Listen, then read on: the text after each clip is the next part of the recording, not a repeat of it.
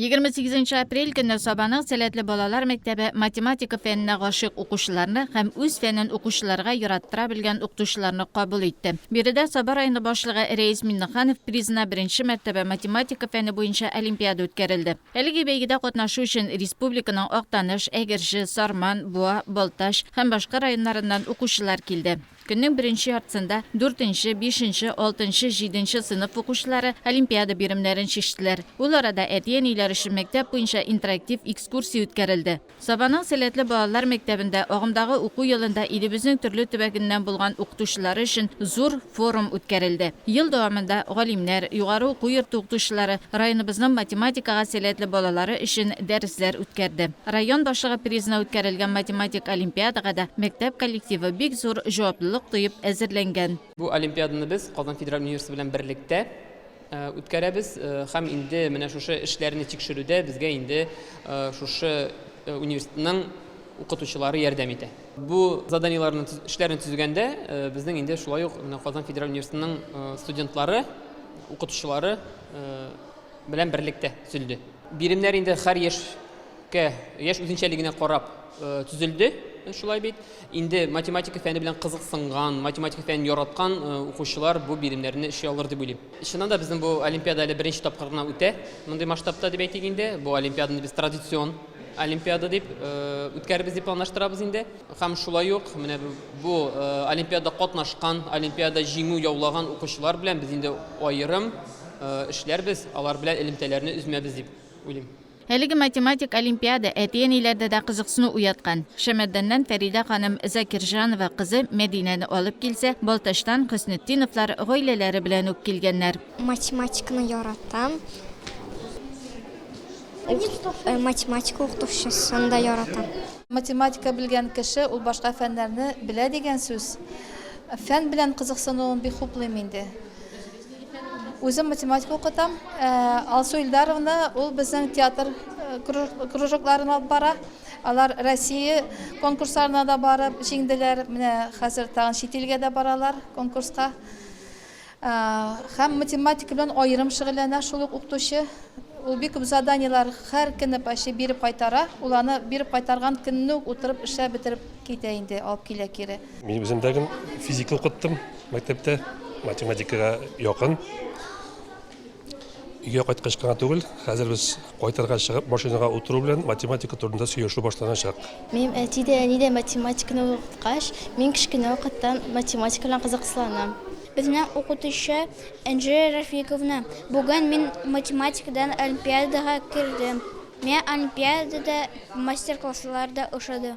Укучыларның күбесе олимпиада биремнәрен шактый авыр булды дип бәяләде.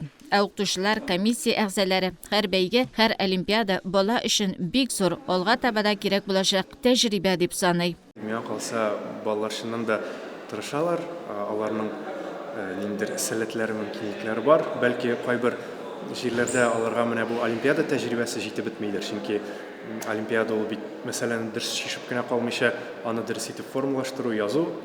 Һәм бу өлкәдә бәлки миңа калса әле эшлисе бар, моңа да басым ясарбыз дип уйлыйм инде. Беренче тапкыр һәр вакыт кыенрак бит инде ул. Ничек кенә булмасын, бу балалар өчен бик зур тәҗрибә.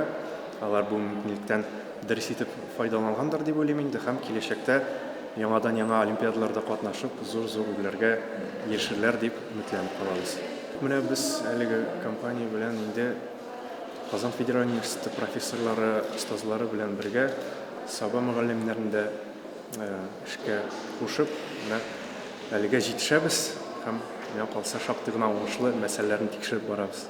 Комиссия олимпиада эшләрен тикшергән арада укучылар өчен төрле темага мавыктыргыч мастер-класслар үткәрелде. Аннары һәркем дулкынланып көткән җиңүчеләрне игълан итү минутлары килеп җитте. Җиңүчеләрне бүләкләү тантанасында Саба районы башкарма комитеты җитәкчесе Марат Ишниязов катнашты. Беренче тапкыр менә шулай район башлыгы призына математика фәне буенча олимпиада уздырдык. Килгән күп кенә күрәбез, республиканың районына килгән укучылар бар мәктәпләреннән.